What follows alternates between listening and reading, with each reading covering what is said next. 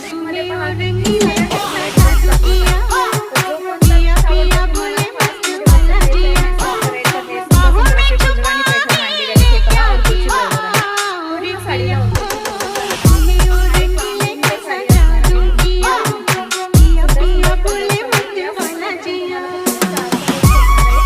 त्यामुळे booking fast करा. साडी पहा किती सुंदर आहे. खूप सुंदर पीसेस आहेत ना. कमेंट करायची आहे साडी कशी वाटली आणि हा सुंदर आहे ब्लाउज पीस सुद्धा छान आहे.